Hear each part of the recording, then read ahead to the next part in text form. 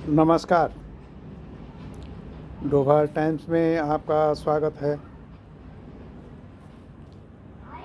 संक्षेप में मैं गढ़वाल क्षेत्र से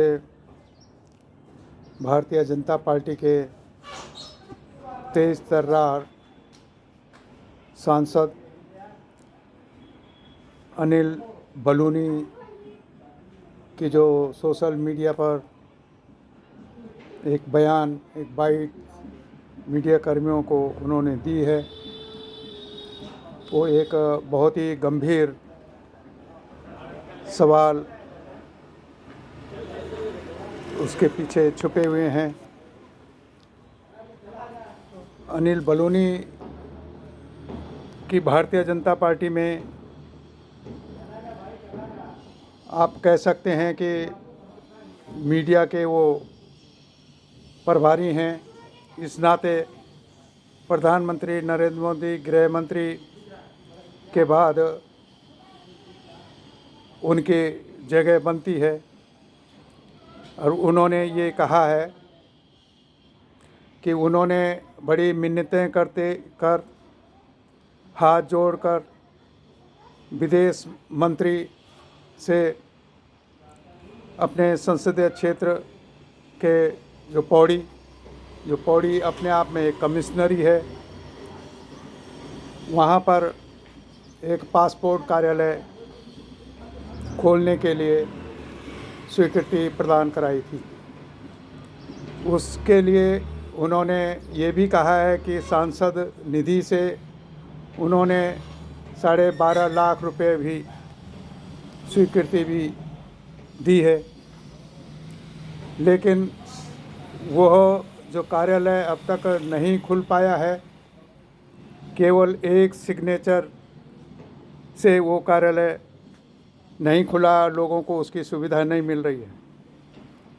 सांसद महोदय ने ये नहीं बताया कि वो एक हस्ताक्षर कर्ता कौन है, जिसके कारण सांसद का एक कार्य वो सिरे नहीं चढ़ पा रहा है। सामान्य ज्ञान के तौर पर मैं ये कह सकता हूँ कि पासपोर्ट कार्यालय का संबंध गृह मंत्रालय से होता है, खास तौर से भारत सरकार का। तो उनको स्पष्ट रूप से अपने क्षेत्र की जनता को, उत्तराखंड राज्य के लोगों को ये बताना चाहिए कि क्या केंद्रीय गृह मंत्री अमित शाह के सिग्नेचर से नहीं हुआ है, इसलिए वो काम रुका हुआ है। और अगर वो प्रदेश में कोई उसके लिए सक्षम है, प्रदेश से किसी की हस्ताक्षर उस पर लिए जाने हैं, तो वो भी गृह विभाग से होगा। और उत्तराखंड में गृह विभाग भी मुख्यमंत्री पुष्कर सिंह धामी के अधीन है, उनके पास है। उन्होंने यहाँ ये गच्चा दिया, जो उनको बात बतानी चाहिए थी किसके हस्ताक्षर से ये महत्वपूर्ण जो कार्यालय खुलना था, जिसकी ज़रूरत थी, वो नहीं खुला। वो शख्स कौन है कि जिसने उस पर हस्ताक्षर नहीं किए हैं? क्या वो उत्तराखंड के मुख्यमंत्री के रूप में, जिनके पास गृह मंत्रालय भी है, उनके सिग्नेचर होने थे, या केंद्र में गृह मंत्री अमित शाह के हस्ताक्षर नहीं हो पाए हैं?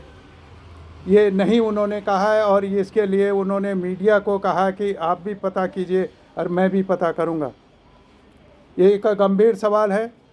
अगर कमिश्नर, ये इसलिए भी हो सकता है कि स्टेट के तौर पर अगर वहाँ पर मर गए वो एक जो मोहन सिंह रावत गांववासी, जो भारतीय जनता पार्टी के मंत्री भी रहे